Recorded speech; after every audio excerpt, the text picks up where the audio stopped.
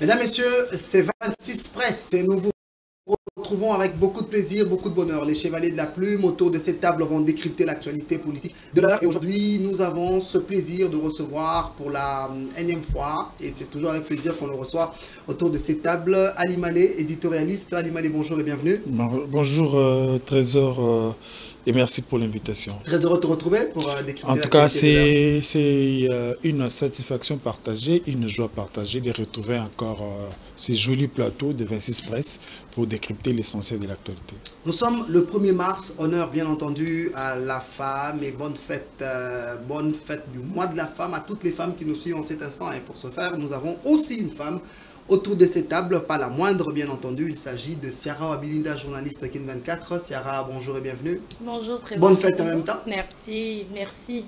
Mais est-ce qu'on doit fêter? Est-ce que il y a une raison de célébrer? Je ne sais pas.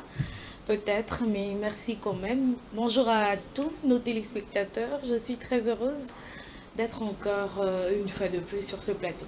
Premier sujet, mesdames, messieurs, de ce 26 Presse, c'est bien entendu le gouvernement d'union nationale. Promis par le chef de l'État, les choses, c'est précise, parce que le chef de l'État, Félix-Antoine Tshisekedi, l'a encore confirmé lors du dernier conseil des ministres. On va suivre le compte rendu avec Patrick Muyaya, ministre de la communication et des médias, qui confirme encore cette fois-ci cette ferme volonté du chef de l'État de pouvoir mettre en place un gouvernement d'union nationale avec bien entendu ceux de l'opposition qui accepteront de prendre la main tendue des chefs de l'État. On suit Patrick Muyaya. On va se retrouver pour les commentaires des uns et des autres. Au deuxième point du Conseil de ministres de ce jour, relatif à la nécessité de préserver les intérêts de l'État. Le président de la République est également revenu sur la récente réunion qu'il a tenue avec les membres de l'Union sacrée les samedis 22 février 2025, au cours de la réunion où il a annoncé un remaniement à venir en envisageant un gouvernement d'union nationale et une restructuration de la direction de l'Union sacrée de la nation. Dans cette perspective, il avait chargé son conseil spécial en matière de sécurité d'entamer les consultations nécessaires avec la classe politique, la société civile et les autres forces vives afin de dégager un large consensus pour y parvenir. Le président de la République a souligné que ce gouvernement aura pour mission de faire front contre les agressions dont notre pays est victime, en particulier de la part du Rwanda, qui cherche à occuper notre territoire et à piller nos ressources naturelles au détriment du peuple congolais, seul légitime bénéficiaire. Toutefois, il a précisé que cette annonce ne signifie pas la démission formelle du gouvernement actuel. Les institutions doivent continuer de fonctionner normalement, comme il a rappelé lors de la 32e réunion du Conseil de ministres tenue le 21 février 2025. Dans cette période charnière, le président de la République a appelé l'ensemble de membres du gouvernement à faire preuve de responsabilité. Il leur a strictement interdit d'engager des actions allant à l'encontre des intérêts de la République. Le président de la République a donc engagé la première ministre ainsi que son directeur de cabinet à prendre des dispositions qui s'imposent pour que chaque membre du gouvernement continue à exercer ses fonctions avec rigueur et responsabilité dans la stricte observance de lois et règlements pour assurer la bonne marche de service public et garantir les intérêts de la République. Des actes auxquels le président de la République a fait mention concernent notamment les actes de cession, de transfert ou d'aliénation d'actifs de l'État, la signature précipitée d'arrêtés en cascade, l'engagement, la liquidation et les paiements inopinés des dépenses publiques, les recrutements, la nomination, la promotion désordonnée de personnel dans les entreprises du portefeuille de l'État, les établissements publics et autres structures étatiques. De retour sur ce plateau, Ali Malé, je commence par toi. Gouvernement d'union nationale, est-ce que le chef de l'État pourra atteindre son objectif du moment où nous savons que plusieurs cadres de l'opposition ont déjà rejeté sa main tendue? Malheureusement, nous serons très mal placés, ou nous sommes très mal placés pour connaître, identifier les vrais mobiles de cette annonce. Vous l'avez dit au début, c'était confirmé, c'était d'abord annoncé lors de la rencontre avec les élus de l'Union sacrée, rappelé au Conseil des ministres. C'est pour quel objectif? on dit c'est pour raison de crise, pour raison de renforcement il y a la guerre, de la gestion. Il faut renforcer. Voilà. Il faut que les Congolais les plus intelligents, ou sinon les Congolais les plus disponibles, viennent quand même pour aider la nation à vaincre l'ennemi. Mais ça, c'est une ambition exprimée. Reste les canaux ou les moyens utilisés pour atteindre cet objectif. Vous l'avez dit. Qui est ces membres, cet acteur politique de l'opposition qui va donner du crédit à ces gouvernements d'union nationale annoncés par le chef de l'État? Martin Fayulu s'est dit non partant. Moïse Katumbi s'est dit non partant. Le sursaut patriotique dans sa globalité. De manière générale, l'opposition politique congolaise n'est pas partie prenante. Ça, c'est de un. De deux, un gouvernement d'union nationale avec quel soubassement juridique? Les gouvernements actuels et les fruits des élections, la mise en place des institutions. Pour mettre en place un gouvernement d'union nationale, il faut trouver un prétexte. C'est quoi le prétexte? La guerre seule ne suffit pas. Il faut justifier. On prétend parler... Peuple, oui, on n'en disconvient pas. Mais il faut pas faire des choses de manière vague. Il faut rester respectueux des principes et respectueux de la loi. Comme nous sommes dans un contexte exceptionnel de la crise, nous parlons de la guerre, réunissez tout le monde. Le chef de l'État aurait mieux fait de commencer par rassembler tous les élus du pays. Peu importe les tendances politiques. Il avait rassemblé les élus de l'Union. Il a commencé par l'Union sacrée. Alors s'il estime que l'Union sacrée... Ils sont largement majoritaires. Mais là on parle... C'est l'essentiel de l'Assemblée nationale. Quand on parle gouvernement de l'Union nationale, on ne fait plus allusion exclusivement aux élus de sa famille politique. Alors, pour préparer le terrain à ces gouvernements d'union nationale, il fallait déjà inviter les autres, discuter et poser les jalons. Sinon, vous allez débaucher. Vous allez chercher des faux opposants, vous allez chercher des gens qui seront utilisés comme figures pas reconnues dans l'opposition politique. Et est-ce que ça va résoudre le problème? Donc, au lieu de sortir de la crise, on risquera de s'enfoncer dans une autre crise davantage et l'issue sera difficile. Donc c'est ça mon analyse. Je te retrouve, Sierra Bilinda, le chef de l'État qui a tendu la main à l'opposition, qui a tendu la main à la société civile. Il a annoncé la mise en place d'un gouvernement d'union nationale. C'était déjà lors d'une réunion avec les députés et la réunion était pratiquement élargie au cadre de l'Union sacrée. Il a encore répété lors du dernier Conseil des ministres. Faut-il pas carrément prendre la main du chef de l'État, amener du sang nouveau dans le gouvernement et tenter de bouter l'ennemi dehors? Est-ce que le chef de l'État a réellement tendu la main à l'opposition? Je n'ai pas suivi un appel de ce genre où le chef de l'État appelle l'opposition à s'asseoir autour d'une table, comme l'a dit Ali Malé. Avant de penser à faire le gouvernement d'union nationale, on devrait au préalable asseoir la société civile, l'opposition, les consulter. On le dit toujours ici que la solution... D'après des indiscrétions, c'est juste pour mettre l'eau à la bouche, d'après des indiscrétions, son conseiller spécial en matière de sécurité, Eberon Kolongele, serait déjà en train de consulter. C'est lui qui a été chargé. C'est lui qui a été chargé justement de rencontrer... il est chargé de former le gouvernement d'union nationale. Mais en ce moment, l'opposition est en train de dire on ne veut pas partager l'échec de M. Félix-Antoine Tshisekedi, parce que si aujourd'hui on accepte d'entrer dans le gouvernement où il est président, c'est-à-dire qu'on accepte de partager son bilan.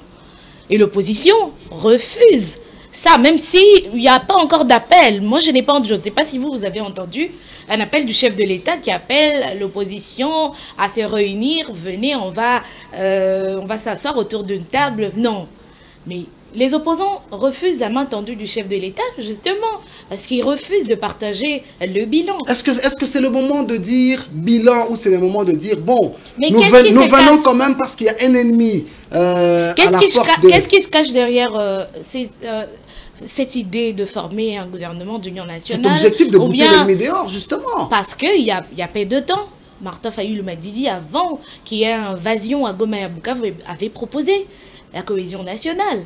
qu'est-ce que l'Union sacrée avait dit? Que c'était une recherche des postes.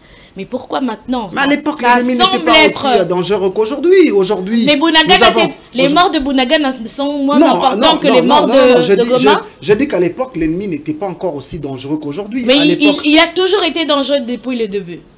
On l'a sous-estimé. C'est pour ça qu'on en est où nous en sommes. Aujourd'hui, on a 2 grandes villes qui sont parties. On a sous-estimé la C'est quand même l'heure de battre le rappel de troupes. C'est quand même l'heure d'appeler les dignes fils de ce pays qui peuvent apporter du sang nouveau. C'est vrai, la société civile est là. La société civile peut faire partie du gouvernement, de l'Union nationale.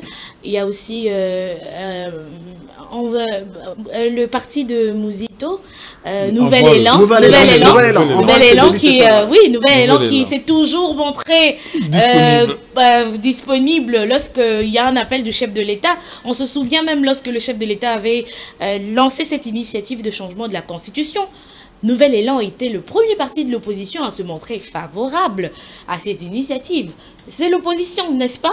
Oui, Nouvel Élan sera là pour tendre la main au chef de l'État et partager son bilan. Mais je pense qu'en ce moment, les opposants sont libres de ne pas participer à ce gouvernement d'union nationale.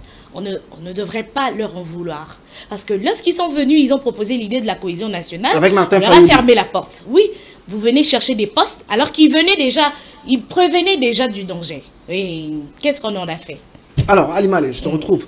Est-ce que participer à un gouvernement d'union nationale aujourd'hui, c'est partager forcément les bilans de Félix Tshisekedi? C'est automatique, comme l'a dit Ciara Wabilinda.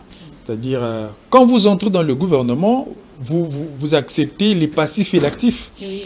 C'est-à-dire, quand on fera les bilans, vous serez partie prenante. Exactement. Donc, il faut des préalables. Voilà pourquoi nous disons, pour ne pas être calqué, victime de la gestion précédente de la situation actuelle, il faut établir les circonstances. Mais est-ce que l'idée en soi d'un gouvernement d'union nationale aujourd'hui ne vaut-elle pas son pesant d'or? Non, non, c'est une bonne initiative. C'est l'ère du sursaut national, c'est l'ère de l'unité. Du sursaut patriotique. Voilà, sursaut patriotique, comme vous l'avez dit là. Mais ça doit se faire comment? Si chacun prend l'initiative avec des arrière-pensées, avec des agendas cachés, faut-il s'attarder sur le comment, ou on se dit peu importe le comment parce que la nation est en danger? Allons-y quand même. Est-ce que le camp du pouvoir favorise le vivre ensemble? Est-ce que les sorties médiatiques de membres du camp du pouvoir favorisent le vivre ensemble et la cohésion nationale? Ce sont des questions qu'on devrait se poser. Avant de parler de l'union nationale, on doit favoriser le vivre ensemble. Regardons autour de nous, regardons les sorties médiatiques, regardons tout ce qui se passe. Il y a même l'initiative de pacte social pour la paix et le vivre ensemble qu'ont initié les pères des églises catholiques et protestantes. Aujourd'hui, le porte-parole du gouvernement qui sort, qui dit non, le chef de l'État n'a mandaté personne. Il y a le secrétaire général de l'UDPS qui vient, qui dit cette initiative n'a rien à voir avec nous. Bref, les pères des églises sont en train de vouloir justement matérialiser cette idée du chef de l'État, de la cohésion nationale. D'un gouvernement d'union nationale. Oui, pourquoi? Il y a des gens qui viennent pour mettre les bâtons dans les roues de cette initiative qui vise à nous unir, parce que nous sommes divisés en ce moment. Que faire pour nous unir en ce moment sans qu'il y ait des arrière-pensées, sans que les membres de l'opposition aujourd'hui pensent qu'ils sont ou qu'ils seraient utilisés après avoir accepté de prendre part, de faire partie de ce gouvernement d'union nationale? Il y a tellement de questions à se poser, mais bon, on regarde, on observe comme d'habitude. Quel peut être le comment, Ali Malé? Quel peut être le comment? Parce que vous avez parlé tout à l'heure du comment. Quelle est alors la procédure? Est-ce que l'idée de confier cette mission au Conseil spécial en matière de sécurité du chef de l'État, Eberon Kolongele, pour tenter de ratisser large, pour tenter de consulter certains groupes ou sinon certains partis de l'opposition afin d'obtenir leur adhésion, est-ce que ce n'est pas ça finalement la procédure idéale?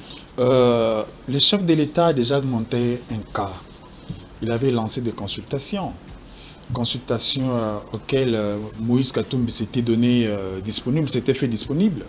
On a vu Bemba, on a vu des grosses pointures passer, accepter de se faire consulter. Mais ça, c'était à l'époque.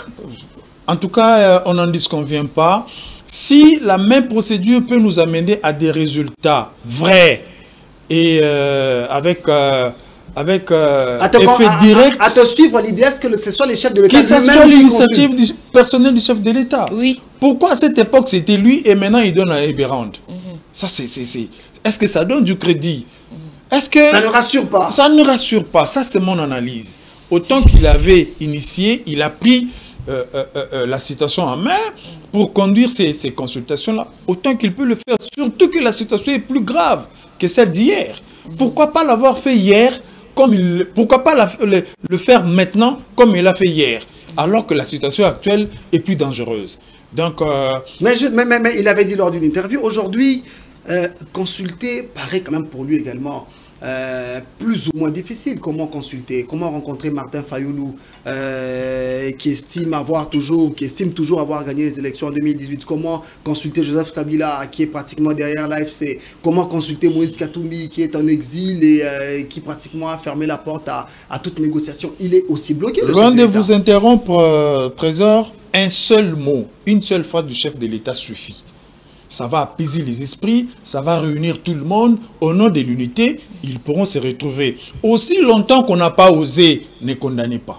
Commencez et dites aux gens, voilà ce que j'ai proposé, voilà les refus, et je vais alors en prêter autre chemin. Mais lors de la réunion avec les députés membres de l'Union sacrée, il a dit qu'il est ouvert. Mais il a dit à qui? Il a dit, mais il faut agir. Oui, il a dit à qui?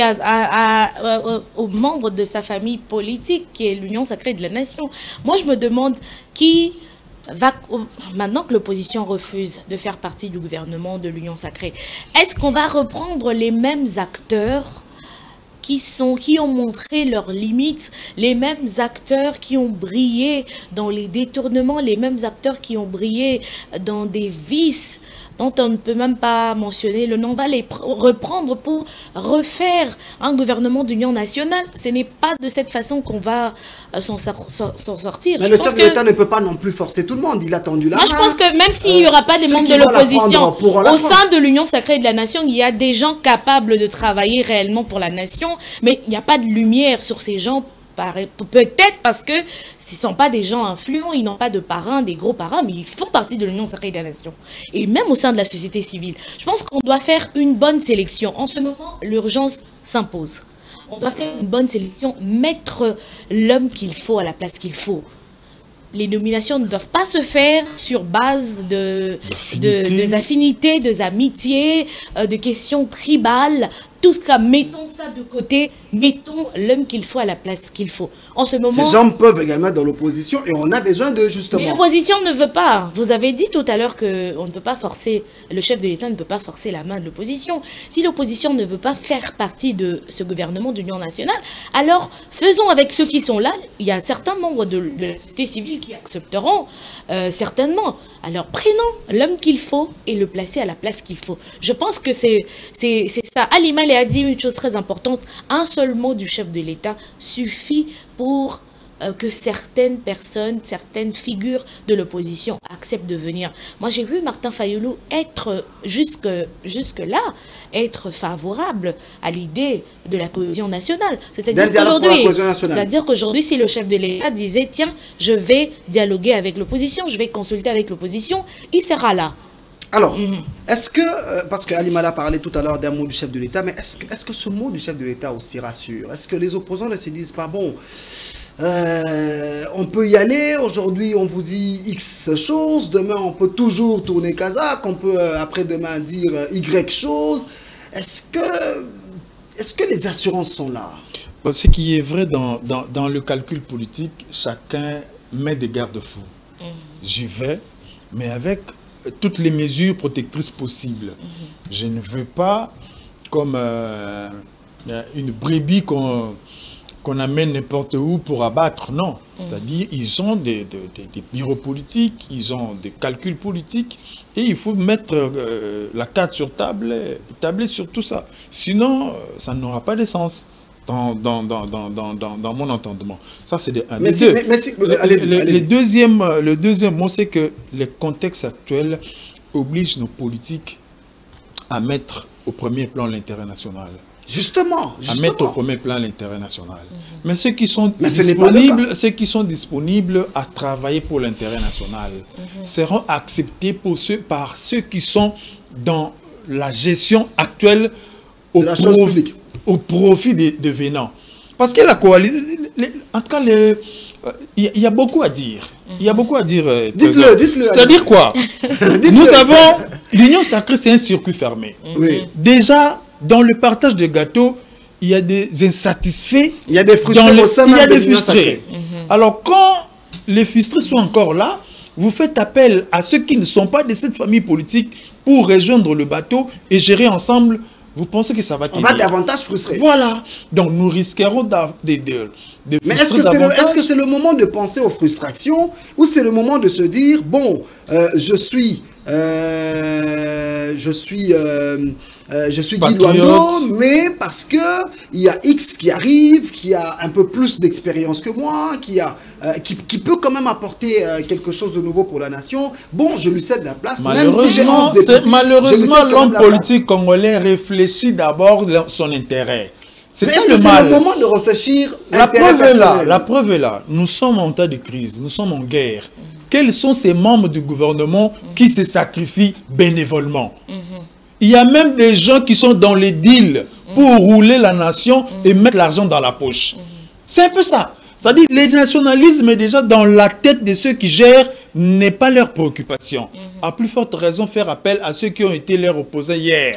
Pour qu'ils gèrent ensemble. Raison pour laquelle il faut les mettre dehors et mettre en place un gouvernement d'union nationale. Raison pour laquelle l'ego doit partir du chef de l'État parce que c'est lui qui impose la loi. C'est lui qui impose la marche. Sinon, il n'y aura pas de résultat. Sarah, citons quelques noms. On a un gouvernement d'union nationale. On a déjà vu que le sursaut patriotique avec Denis Sanga, Matata Pogno, et on va en parler d'ailleurs, son refus visiblement lui a fallu un procès avec Matata Pogno. Pas lui a fallu un procès, lui a fallu la reprise. La reprise. Ce procès des assauts. que l'on croyait déjà enterré. Bon, le procès revient parce qu'il a refusé. Bon, on a quand même le sursaut patriotique qui refuse. Martin Fayoulou, jusque-là, visiblement dubitatif, ne va pas non plus prendre part à ce gouvernement national. On a un Kabound opposant qui a été, il y a quelques jours, libéré et qui pourrait prendre part à ce gouvernement d'union nationale. Si on a déjà un Kabound, on a un Mouzito, est-ce que ce n'est pas quand même un gouvernement d'union nationale crédibilisé avec une participation d'opposition? Est-ce que Jean-Marc Kabound prendra part à ce gouvernement d'union nationale? Je ne pense pas, après avoir suivi son interview dans Jeune Afrique. Il dit clairement que sa libération ne va pas réparer les dommages causés parce qu'il a été arrêté, humilié injustement. Est-ce que quelqu'un qui est frustré va participer? C'est un discours d'un opposant. Vital Kamerhe a été autant humilié aujourd'hui. Vital Kamerhe a ses raisons. Il sait pourquoi, même s'il a été humilié, il est revenu. Il sait pourquoi. Justement. Il a ses raisons que l'on connaît aussi peut-être. Pour l'intérêt de la nation, est-ce que mettre son humiliation à côté, venir apporter son expertise? Est-ce que ceux qui sont aux commandes montrent suffisamment, que ce soit à l'opposition ou au peuple, qui sont réellement préoccupés par ce qui se passe? C'est ça la question. Quelle est l'attitude des membres du gouvernement? Quelle est l'attitude des membres du régime et de l'Union sacrée, de la nation face à cette guerre d'agression? Est-ce qu'ils sont réellement préoccupés? Moi, je pense que je pourrais dire qu'on ne voit pas tellement cette préoccupation-là. Ali Malé l'a dit. Nous sentons la première ministre dire c'est bien. Diplomatique très engagée. Je salue les efforts diplomatiques que fournissent les membres. C'est déjà la preuve d'un engagement. Je salue les efforts diplomatiques qui sont palpables, même s'il n'y a pas encore de sanctions, mais au moins il y a les États-Unis ont déjà sanctionné. Les États-Unis ont sanctionné. James Kabarebe et l'Union européenne n'a pas sanctionné clairement le Rwanda. L'Union européenne fait semblant sanctionner. Le Royaume-Uni, voilà. Ça veut dire, c'est ce que je dis. C'est ce que je dis. Le salue en fait les efforts. De cet engagement diplomatique arrive. Jusque-là, il n'y a pas encore des sanctions proprement dites. Des sanctions au Rwanda. On veut des sanctions contre le Rwanda. On veut que l'Union européenne cesse d'acheter des minerais au Rwanda, parce qu'au Rwanda, il n'y a pas de minerais. Le Rwanda ne produit pas, il n'a qu'une usine, des sociétés qui façonnent les minerais pour les vendre. Mais ça vient d'où, ces minerais? Vous savez que les Rwandais sont capables de creuser des trous, voler nos minerais et les mettre dans ces trous-là, appeler les grandes chaînes pour dire, tenez, nous venons de faire une découverte de nouveaux minerais. Et chez nous, vous voyez, on ne vole pas les minerais. Ils sont capables de faire ça. Alors, pour que ça s'arrête, il faudrait des vraies sanctions. Nous voulons, nous saluons que si on continue sur cette lancée, peut-être qu'il y aura de sanctions. Mais vous savez qu'il y a une autre plainte auprès du tribunal français a été rejetée contre Apple par rapport à nos minerais. C'est aussi la diplomatie. Est-ce que c'est réel? Il y a réellement des sanctions? Je ne sais pas, Trésor Kabongo, je ne sais pas parler de sanctions. Moi, j'attends des vraies sanctions. Parlons de Kabound qui j'ai suivi son interview, j'ai senti que c'était un homme que le pouvoir a frustré, que ses frères, ses anciens frères ont frustré et qui n'est pas prêt à refaire, C'était une première sortie. On était encore, on va dire, sur le coup de l'émotion, le temps de se reposer, le temps de se reposer un peu, d'échanger avec quelques au cadre de l'union sacrée, le temps de le faire résonner. J'ai entendu certaines personnes dire que Jean-Marc Kabound jouerait le jeu, il serait le dauphin, il serait le premier ministre, il est en train de faire semblant, mais moi je pense que Jean-Marc Kabound a été humilié, il a dit qu'il a été humilié, qu'il se sent frustré et que ses relations avec Félix-Antoine Tshisekedi sont insurmontables. Et donc il ne prendra jamais part à un gouvernement d'union nationale. Je ne pense pas, je ne vois pas Jean-Marc Kabound prendre part au gouvernement d'union nationale, à moins qu'il y ait ce que Ali Malé a dit, faire asseoir les opposants, leur donner des garanties, leur expliquer l'objectif de ce gouvernement d'union nationale. Est-ce que c'est pour partager votre mandat, Monsieur le Président? Est-ce que c'est pour travailler réellement aux côtés du peuple? Si c'est ça, si on va travailler réellement pour le peuple, si on va travailler réellement pour que cette crise puisse se terminer, d'accord, on accepte. Mais tant que c'est... Il n'y a pas de cohésion nationale en ce moment. On ne peut pas parler de cohésion nationale. On n'est pas encore assis autour d'une table. Hein. Toutes les couches de la population ne sont pas assises autour d'une table.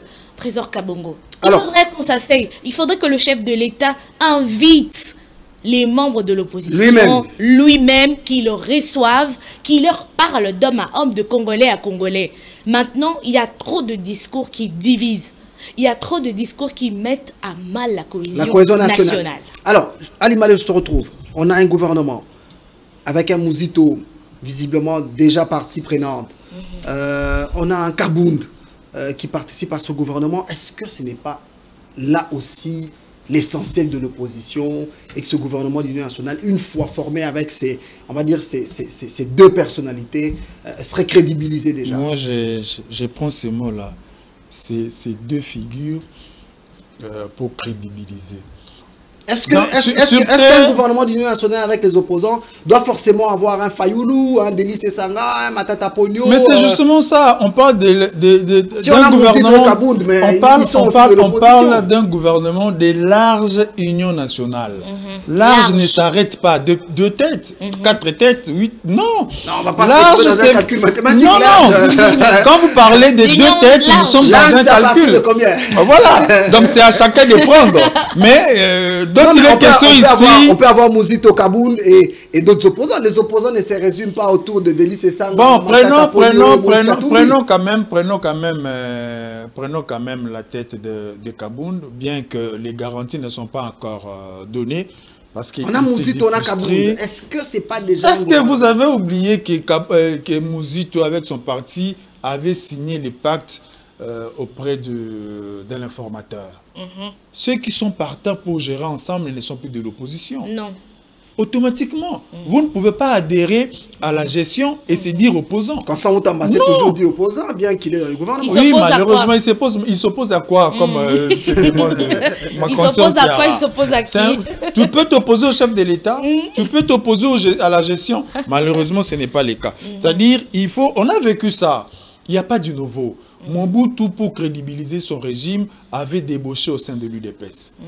La fameuse histoire... Même Joseph Kabila a débauché au sein de l'UDPS aussi. Voilà. Est-ce que nous ne risquons pas de revenir sur cette histoire-là avec le chef de l'État actuel? C'est-à-dire, les têtes ne répondent pas, mais on les débauche têtes d'affiche, lieutenants. On débauche certaines figures. J'ai fallu nous reprendre de vos voilà, pour dire, non, ça c'est... Au point c'est payé. Le plus important, c'est la finalité. Ces débauchages-là résoudra les problèmes, je ne sais pas. Ces débauchages-là donnera solution à la crise, je ne sais pas. Ces débauchages-là, c'est ce que les Congolais attendent, c'est l'avenir qui nous le dira. Alors, on va terminer ce sujet et passer à un autre. Et avant de terminer ce sujet, je vais vous donner la parole, chacun 30 secondes en tout cas. Un dernier mot sur ce sujet, gouvernement d'union nationale. Peut-on espérer? Peut-on espérer, oui. Un sursaut patriotique des opposants pour dire, mettons nos conflits de côté, oublions les frustrations, unissons-nous parce que la nation est en danger, défendons-la d'abord, on se retrouvera dans nos conflits ensuite. Mais justement, si le chef de l'État parlait comme vous venez de le faire, je pense que certains opposants viendraient répondre à son appel. Un espoir, oui. Non, je ne sais pas. Il a dit en quels termes? Il a dit où, quand? Nous, on veut que le chef de l'État lance un message aux opposants. Venez, nous sommes en danger, réunissons-nous autour d'une table, parlons des problèmes qui divisent en interne. Parce que nos solutions, qu'on le veuille ou pas, la plus grande sortie de crise viendra de l'interne. Il faudrait d'abord qu'on soit unis en interne. Tout ce qu'on fait à l'extérieur ne sert à rien si à l'intérieur nous sommes divisés. En ce moment, nous sommes divisés. En ce moment, tu vois les opposants qui disent on ne va pas participer au gouvernement de l'Union nationale. Il y a les membres de l'Union sacrée qui disent d'ailleurs qui vous a appelé, qui vous a dit que vous allez participer. Quand on parle de l'Union nationale, qu'on fait allusion à vous. Tous ces discours ne favorisent pas la cohésion nationale. Soyons unis, donnez des garanties aux membres de l'opposition et leur expliquer clairement l'initiative, l'idée autour de ce gouvernement de l'Union nationale. Et je pense que mettre, comme je l'ai dit tout à l'heure, placer l'homme qu'il faut à la place qu'il faut. Sortant de ces histoires de tribalisme, amitié, clientélisme, corruption, tout ce qui a que non tel a un poids politique. En ce moment, on n'est pas là. Nous ne sommes pas dans ces histoires de poids politique en ce moment. C'est la nation qui est en danger. Nous n'avons que ce pays. Si aujourd'hui, toi peux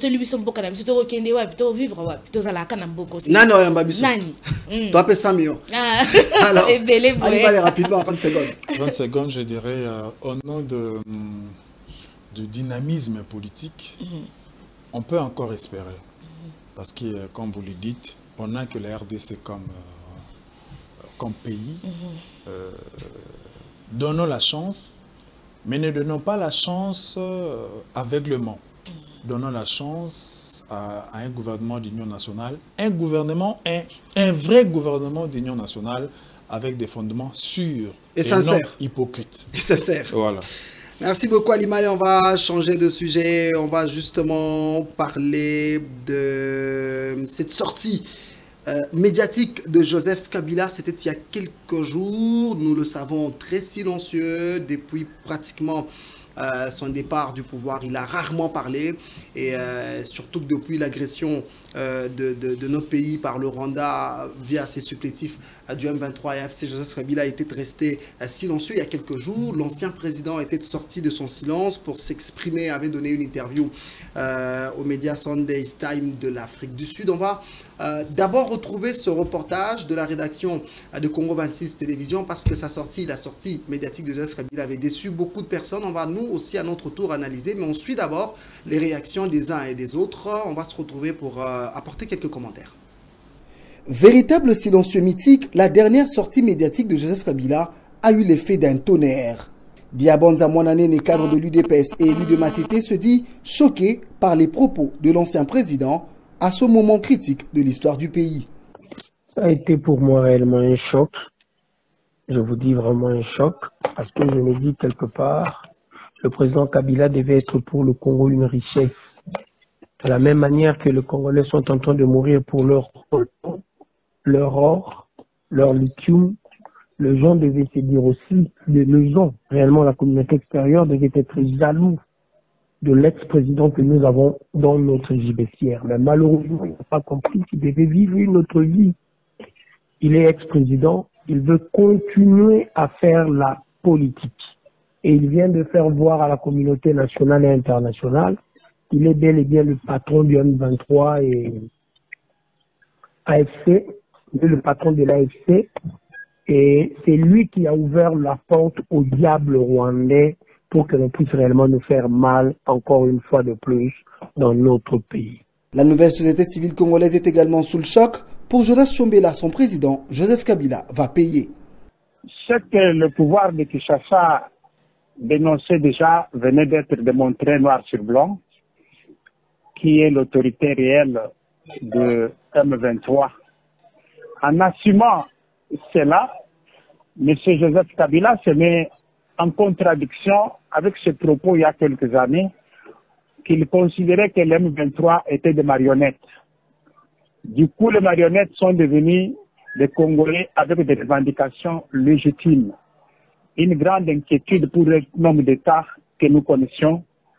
Il y a de quoi nous inquiéter sur l'avenir du Congo. Est-ce qu'on avait besoin de tuer les Congolais pour venir sortir de cette manière-là? Donc, M. Joseph Kabila assumera. Au PPRD, parti du président honoraire, on parle plutôt d'une interprétation de sa pensée. Il est prématuré de vouloir interpréter la pensée du président honoraire dès lors qu'il n'a pas dit clairement les tenants et les aboutissants de sa pensée. S'il a dit qu'ils ont besoin de revendiquer leurs droits, la Constitution autorise et reconnaît à tout Congolais le droit de revendiquer un droit.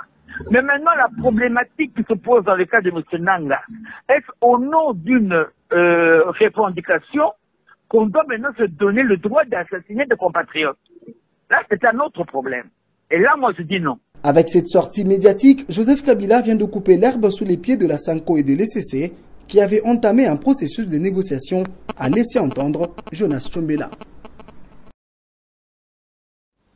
Voilà, de retour sur ce plateau après ce reportage de la rédaction de Congo 26 Télévision. Je vais vous lire quelques extraits de cette sortie médiatique de Joseph Kabila. On va apporter chacun son commentaire. D'abord, il dit « La crise en RDC remonte à 2021 et est multidimensionnelle. C'est une crise sécuritaire et humanitaire, mais également et plus fondamentalement une crise politique, sociale, morale et éthique. Cet aspect est minimisé ou même ignoré par les pays partenaires de la RDC et les organisations, y compris la SADC. » Alors, il dit encore « Toute tentative de trouver une solution à cette crise qui ignore ses causes profondes, à commencer par la gouvernance de la République démocratique du Congo par sa direction actuelle, ne pourra pas apporter une paix durable.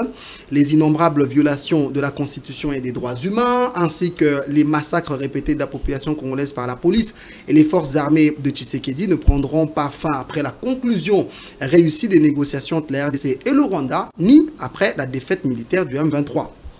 Il dit encore, la crise nécessite une solution globale, pas uniquement la contribution des troupes et des matériels militaires. Cela revient à gaspiller des ressources précieuses au soutien d'une dictature au lieu d'aider la RDC à avancer vers la démocratie, la paix et la stabilité à devenir un atout pour la région de l'Afrique australe et pour le continent. Alors, il ajoute, ce sera certainement le dernier extrait, pour restaurer la paix et la stabilité dans les régions orientales de la RDC, il est crucial de résoudre la question des groupes armés nationaux et étrangers présents sur le sol congolais. Cependant, contrairement à ce que les autorités de Kinshasa veulent faire croire, la crise ne se limite ni aux actions mal considérées du M23, souvent présentées à tort comme un groupe d'anarchistes proxy d'un État étranger sans légitime revendication, ni aux désaccords entre deux pays voisins, la RDC et le Rwanda. Alors, Ali Balé, cette sortie médiatique, pour certains, je peux même dire pour beaucoup, a laissé transparaître le véritable commanditaire du groupe, du mouvement terroriste pratiquement M23 AFC, qui n'est autre que Joseph Kabila. Bon, chacun donne son interprétation selon son positionnement politique. Est-ce que c'est pas quand même clair? Ça, c'est que... Je veux dire quoi? en revenant sur ça, il y a une idée qui m'a traversé la tête, c'est que, tu vois, les sels, généralement, viennent rendre plus savoureux le repas ou ôter les goûts de la consommation. Tout dépend de la quantité. Quand c'est en excès, bien entendu, oui. Ça dépend de la quantité. Je vais dire quoi? Quand les chefs le culinaire alimentaire, allez-y. C'est-à-dire, il y a une phrase là, il y a un mot vers la fin que les gens ont peut-être capté sans comprendre ou donner un contenu autre à cette phrase. Lequel? Quand le chef de l'État honoraire dit son remplaçant présente le groupe M23 comme un groupe d'anarchistes proxy d'un État étranger sans légitime revendication. Sans légitime revendication. On ne va pas aujourd'hui dire que le M23 a des revendications légitimes. C'est un peu ça, c'est-à-dire, pour plus d'un Congolais, pour les Congolais lambda, dire que les revendications de M23 sont légitimes, c'est inacceptable. C'est cette phrase-là que les Congolais n'entendent pas. Ça, c'est de un. Ça, c'est déjà mettre de côté. Mais quand le chef de l'État dit, le chef de l'État honoraire dit, la crise a une dimension multidimensionnelle. Ça, c'est vrai. Ce n'est pas seulement les armes qui viendront résoudre les problèmes de l'Est. Parce que nous avons déjà en RDC des groupes rebelles locaux qui font mal. Un peu comme le Codeco, le Zaïre. Et ça contribue, ces groupes contribuent à l'insécurité dans la partie est du pays. Est-ce que maîtriser les 1-23 résoudrait les problèmes par force? C'est une option. Mais jusque-là, on réalise que la force ne trouve pas la vraie solution. Le vrai problème, c'est qu'il faut, à côté de la force, joindre aussi les négociations.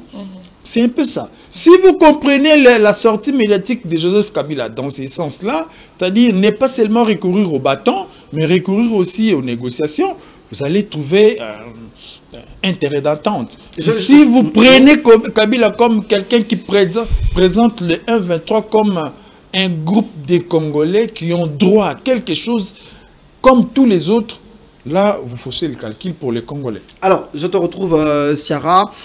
Présenter quand même le M23 comme... parce que quand Joseph Kabila dit que le M23, je vais vraiment retrouver cet extrait, quand il dit cependant, contrairement à ce que les autorités de Kinshasa veulent faire croire, la crise ne se limite ni aux actions mal considérées du M23, souvent présentées à tort.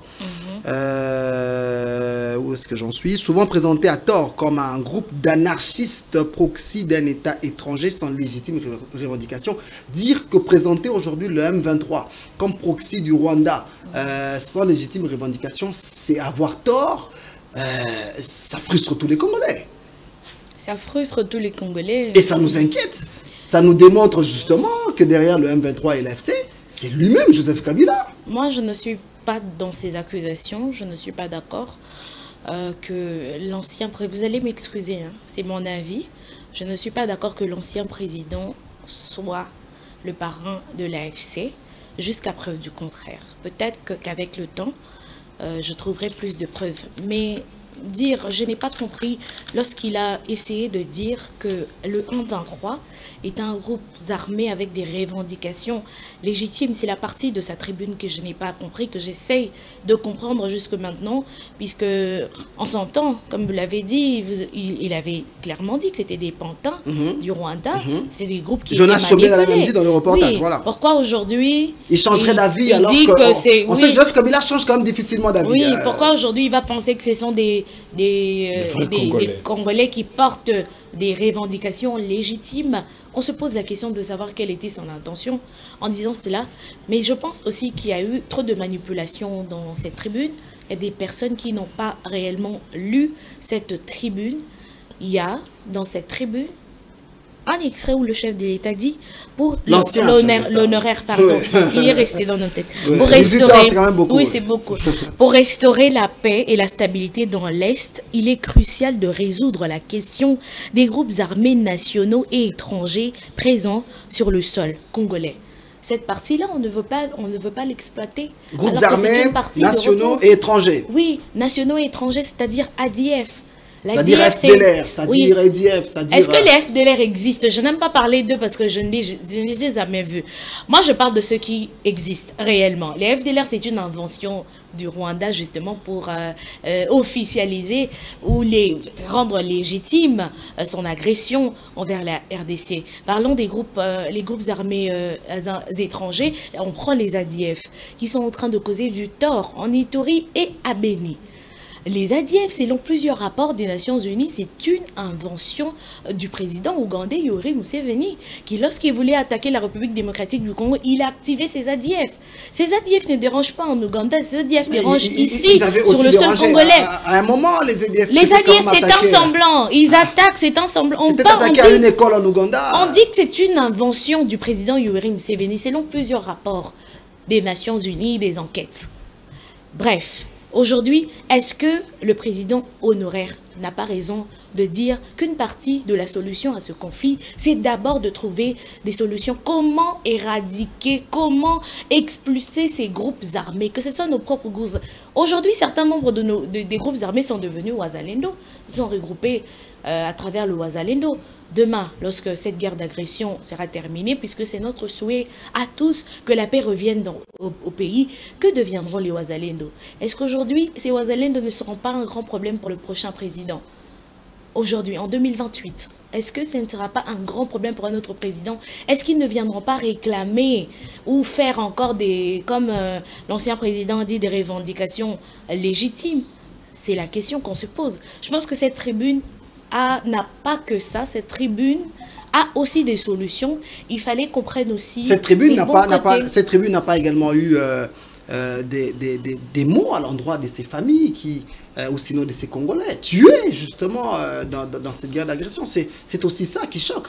Quand Joseph Kabila s'exprime sans ne serait-ce qu'avoir des pensées pieuses, sans ne serait-ce qu'avoir également des références, faire quelques références à ces Congolais tués à travers cette guerre ou sinon à travers cette barbarie, ça choque. Mais c'est comme ça que j'ai dit que les gens ont mal interprété cette tribune. Je ne sais pas, ont interprété une partie. C'est vrai que je suis contre les propos du président, de l'ancien président de la République, lorsqu'il parle de revendications légitimes du M23. Ça, je n'accepte pas. Mais parlons des gens qui sont morts. Le président de la République honoraire dit que la crise sécuritaire a commencé depuis 2021. Je pense que pendant 18 ans, il a géré ce pays. Il connaît comment les choses se passent, comment les choses se sont passées. Il maîtrise plus que peut-être nous tous ici réunis, même ceux qui sont en train de mal interpréter cette tribune. C'est que j'invite les Congolaises et Congolaises à faire, c'est de lire... toute la tribune. De lire cette tribune. D'essayer de comprendre dans sa globalité, en fait. Parce que c'est vrai que je fustige, je continue et j'insiste de dire que je fustige cette partie où il dit que les M23 ont des revendications légitimes. Ils n'ont aucune revendication légitime, les M23. Qu'est-ce qu'ils revendiquent ici? Alors justement, leurs intérêts, les carrés miniers, qu'est-ce qu'ils revendiquent? Ils disent qu'ils sont des libérateurs, ils nous libèrent de quoi? Est-ce que nous sommes des captifs? Est-ce que nous sommes sous, je ne sais pas moi, sous Franchement. Je me demande, je me pose toutes ces questions. Donc je pense, j'invite les gens à lire cette tribune. La tribune, elle est longue. C'est vrai que c'est long à lire, mais si on lit, on va analyser partie par partie. C'est vrai qu'on n'a pas beaucoup de temps ici pour parler de cette tribune. Malheureusement, on n'aura pas le temps de parler de cette tribune en long et en large. Animal, vous avez parlé, Joseph Kabila a parlé également de cette crise multidimensionnelle. Il dit que la solution ne se limite pas qu'à la défaite armée du M23. Mais justement, il y a un processus de Nairobi où le gouvernement congolais négocie avec tous les groupes armés présents sur le sol congolais. Pourquoi le M23 ne revient pas justement dans ce processus de Nairobi pour pouvoir échanger? S'ils ont des revendications entre guillemets légitimes, pourquoi ne pas aller au processus de Nairobi où le gouvernement échange justement avec les groupes armés afin d'exposer ces revendications là-bas? À un certain moment, notre gouvernement ou nos gouvernements souffrent des problèmes de manque de la continuité de l'État. Quand il y a un ministre qui commence un dossier, il sera malheureusement suspendu, il sera malheureusement remplacé par évincé après changement de gouvernement, avec quelqu'un qui n'a pas le feedback, qui ne maîtrise pas comment on a commencé et la suite. C'est un peu ça. C'est-à-dire, est-ce qu'on n'a pas réservé au M23, dès le début, un traitement exceptionnel qui lui met aujourd'hui dans cette posture-là? Tout dépend... Même au niveau du processus de C'est déjà ça, oui, c'est déjà ça. Est-ce que le gouvernement n'a pas cherché à mettre sur le même pied d'égalité le M23 et les autres groupes? Si c'était ça depuis le début, ça aurait été facile pour qu'ils cheminent ensemble. Mais si ce n'était pas le cas depuis le début, et que vous voulez chambarder les choses chemin faisant, c'est ça le problème. C'est-à-dire les problèmes se posent au niveau des négociateurs, au niveau des représentants. À un certain moment, il y a un représentant du chef de l'État qui a été débâclé. C'est-à-dire, on a dit il n'a pas bien engagé le gouvernement, il n'a pas bien négocié et il a été remplacé. Malheureusement, même ce remplaçant n'a pas fait longtemps. C'est-à-dire, toutes ces ruptures-là ne permettent pas au gouvernement d'avoir une logique du début à la fin et savoir quoi exiger, quoi imposer à ces forces du mal. C'est un peu ça. Sarah, est-ce que le processus de Nairobi... au sein duquel le gouvernement négocie déjà avec les groupes armés n'est pas suffisant finalement? Parce que quand Joseph Kabila parle de négociation, quand il parle de crise multidimensionnelle, mais justement, on est à Nairobi pour parler avec ces groupes armés, pour écouter certaines de leurs revendications. Mais le chef de l'État, Félix Antoine Tshisekedi, a déjà dit qu'il ne va pas négocier avec le M23, il va négocier avec le Rwanda. Il a demandé que le M23 revienne justement dans le processus de Nairobi, qui est un processus où le gouvernement congolais négocie avec les groupes armés. Ali Malé l'a dit tout à l'heure, est-ce qu'on n'a pas réservé un traitement de faveur où on n'a pas trop surestimé les M23 pour qu'ils se sentent aujourd'hui en position de force et qui demande à tout un État de négocier avec lui. Il refuse de se joindre aux autres groupes armés. Le M23 ne se considère pas comme un groupe armé. Il se considère, comment les appeler? Ils se considèrent comme comme s'ils étaient en train de revendiquer un État, oui, des frustrés. Comme si ils avaient une terre à libérer. Déjà qu'ils disent qu'ils vont nous libérer. Oui, déjà qu'ils disent qu'ils viennent nous libérer. Ça veut dire qu'ils se considèrent à pied égal, ils se mettent à pied égal au gouvernement. Ils ont besoin de négocier avec le gouvernement. Et le gouvernement ne veut pas négocier avec le M23. Je pense que c'est aujourd'hui, les communautés veulent mélanger, que ce soit le processus de Luanda et de Nairobi, pour justement mettre autour d'une table tout le monde. Mais est-ce que la RDC va négocier avec le M23? Je ne pense pas, parce que le chef de l'État est clair là-dessus qu'il ne va pas négocier avec le M23, que la RDC ne pliera pas. Maintenant, est-ce que... Ce qui était aussi un point de vue de Joseph Kabila à son époque, qui avait refusé de négocier avec les M23, qui les traitait justement des marionnettes de Rwanda. Je pense que le chef de l'État sait en ce moment ce qu'il est en train de faire. S'il refuse catégoriquement de négocier avec les M23, je pense qu'il a une autre proposition ou une autre solution pour cette sortie de crise. On compte sur lui, on lui fait confiance en ce moment. On n'a pas de choix, c'est le chef de l'État. On va terminer ce sujet. Je vous donne encore une fois de plus 30 secondes à chacun pour conclure ce sujet sur la sortie médiatique de Joseph Kabila. Ali Malé, est-ce que les mots ont été plus forts que le silence? Tu vois, Kabila, c'est un mystique aujourd'hui. C'est un mystère, comme disent les Quinois. Les gens sont habitués, Nakara à Kabila. Et son silence, c'est sa force. Et quand il donne de la matière, quand il sort de son silence pour créer un conflit entre les adeptes de son silence et les interprétateurs de son discours, on risque de les démystifier. Hier, c'était un Kabila sans X, absent des réseaux sociaux. Aujourd'hui, c'est un Kabila présent dans les réseaux sociaux. de plus en plus... Il change de fusil d'épaule. Il change de fusil d'épaule et il est démystifié. Sarah, qu'est-ce qu'on retient finalement de cette sortie médiatique de Joseph Kabila? Est-ce que ces mots ont été plus forts que son silence légendaire? Mais c'était quand même important qu'ils s'expriment parce que maintenant il s'est exprimé et il a dit ce qu'il pensait de la situation. En tant qu'opposant, certains mots de Joseph Kabila vont dans le sens de l'opposition. Justement, quand il traite l'actuel régime de tyrannie. Jean-Marc Aboun l'a fait aussi. On a posé la question à Jean-Marc Aboun de savoir comment considérez-vous le fait qu'un ancien président se retrouve aujourd'hui en exil. Et sa réponse était justement, c'est au régime est tyrannique. L'UDPS qui autrefois avait pour idéologie la démocratie, aujourd'hui c'est la terreur que l'UDPS est en train de s'aimer. Selon Jean-Marc Aboun, ça veut dire que certains mots de Joseph Kabila sont légitimes. À mettre dans le registre d'un opposant qui s'exprime et qui veut que les choses, et surtout en exil, et qui veut que les choses s'améliorent ou s'arrangent. Il nous reste très peu de temps. On va quand même poser un mot sur ce qui est arrivé à Bukavu, à Limale. Le M23 a encore tué à Bukavu après juste le meeting tenu par Corneille Nangaa. 2 explosions, 11 morts, plusieurs blessés. On parle de 60 blessés. Et le M23 qui se présente plutôt comme victime en estimant que ces explosions sont les faits de Kinshasa. Quel est l'intérêt de Kinshasa de tuer ses propres populations alors que Nanga était là? S'il fallait tuer, s'il faut que le régime en place tue, c'est pour récupérer les territoires sous occupation de M23. C'est-à-dire le gouvernement congolais n'aura pas intérêt à tirer sur les gens, ça non.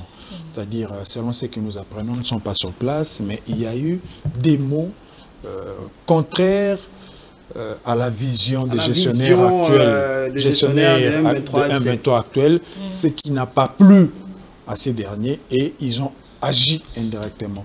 Mais pour charger le gouvernement, ils présentent le fait comme s'il y a eu un terroriste. Mais comment on peut mettre la main sur un gestionnaire, un conducteur de la moto, quelques secondes après l'incendie, sans enquête, d'office on soupçonne, on t'arrête. Attendez, je ne vois pas le gouvernement congolais faire ça. Sarah, est-ce qu'aujourd'hui, pourquoi tuer finalement une population qui est venue à un meeting? Ils étaient obligés. C'est vrai qu'ils ont eu le courage, on va dire la population de Bukavu, que nous saluons encore, ils ont eu le courage de scander en tout cas des mots contraires et sinon de s'opposer à la présence rwandaise sur le sol congolais. Fallait-il les tuer? Fallait-il 2 explosions pour sacrifier des humaines? Une dizaine de morts, 70 ou 75 blessés, ça rentre encore dans ce registre-là des Congolais qui sont en train de perdre la vie dans cette guerre d'agression. Comment le M23 a su que c'était cette personne qui a posé les bombes? Il y a tellement de questions à se poser. Hein. Il y a tellement de questions à se poser. Les FARDC n'étant pas à Bukavu, comment ils ont fait pour larguer de bombes? On accuse l'armée burundaise. Comment? Pourquoi? Je ne pense pas que les FARDC puissent tuer la population. Si les FARDC aujourd'hui les FARDC ont tout fait pour protéger la population partout où elles sont passées partout. Il y a eu même des retraits pratiquement juste pour les FARDC ont toujours évité qu'il y ait bain de sang. Les FARDC ont toujours évité qu'il y ait des Congolais tués. Je ne pense pas qu'aujourd'hui ces FARDC puissent larguer une bombe dans la population. Sur les civils, c'est considéré comme un génocide. Justement. Oui. Alors, on va terminer cette émission en tout cas. Je vais encore une fois de plus vous donner la parole pour poser un commentaire sur cet autre sujet. Il y a eu entrée aujourd'hui, samedi, des troupes ougandaises à Magui. D'après des informations qui nous sont parvenues, ils ont forcé la frontière, ils sont entrés. D'après des informations, l'Ouganda chercherait à avoir également une zone d'influence en République démocratique du Congo. C'est vrai qu'on attend des précisions de la part du gouvernement pour savoir ce qui se passe exactement. Mais entre-temps, peut-on parler de violation à Limale? La situation est confuse et la confusion vient du gouvernement. Pourquoi j'ai dit ça? Parce que c'est ce même gouvernement qui était avec l'armée ougandaise, UPDF, pour traquer les terroristes. Et partant de cette collaboration, le chef d'état-major ougandais se permet de tout. Menaces, promesses d'occupation illégale du territoire, d'une partie du territoire congolais. Si ça arrive aujourd'hui, ça n'étonne personne. D'abord, nous sommes faibles, ça il faut le reconnaître. Notre armée est faible en interne et sur le plan international. Ça c'est un des deux. Nous avons des frontières poreuses. Nous ne pouvons pas gérer nous-mêmes nos frontières. C'est ce qui fait que nous recourons de temps en temps aux forces étrangères, aux pays voisins, pays amis, pour rassurer ou assurer l'intégrité territoriale. Alors les Rwandais, les armées étrangères qui viennent se battre sur notre sol, viennent pour protéger leur territoire. Les Burundis qui se donnent parce qu'ils se sentent en danger face au Rwanda. Autant que l'Ouganda doit prévenir les dangers en entrant sur le sol congolais et traquer ceux qui viendront. Donc, ce n'est pas une surprise parce que les Rwandais, les Burundis est en RDC, avec le consentement du gouvernement congolais, les UPDF, dont l'armée ougandaise est également présente en RDC, avec l'autorisation congolaise. Mais est-ce que cette fois-ci, ils ne sont pas allés au-delà des accords? C'est la précision à attendre, bien entendu, du gouvernement. Sarah, rapidement un mot sur ce sujet. On va terminer. L'entrée des troupes ougandaises à Mahagi. Nous sommes en Ituri. Ils estiment qu'ils doivent eux aussi avoir une zone d'influence en République démocratique du Congo. Qui sommes-nous devenus finalement? Déjà, qu'il faut souligner, il faut dire aux téléspectateurs que la situation sécuritaire en Ituri est extrêmement grave. Autant qu'elle est au nord et au sud Kivu, autant qu'elle est en Ituri, parce que je vous dis, au mois de février, on compte 100 civils tués par les ADF à Irumu. Les ADF, justement, j'en parlais tout à l'heure, c'est une invention de l'Ouganda. L'Ouganda a placé les ADF en RDC pour trouver un prétexte de maintenir son armée en République démocratique du Congo. Et au passage de piller nos minerais.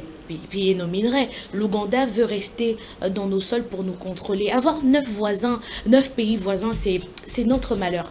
C'est notre malheur et ce qu'on doit faire, c'est protéger nos territoires, nous protéger, être fort. C'est le seul moyen pour nous de nous faire respecter. Parce que je ne vois pas la RDC aujourd'hui, les FARDC venir barricader ou enlever leur DGM ou DGDA, enlever leurs frontières et entrer en Ouganda. Je ne vois pas les FARDC faire ça. Mais pourquoi eux se permettent de le faire? On a dit plusieurs fois, moi je suis contre ces opérations menées en Ituri entre les UPDF et les FARDC. J'ai toujours été contre. Parce que je me dis que le UPDF ne nous aide en rien.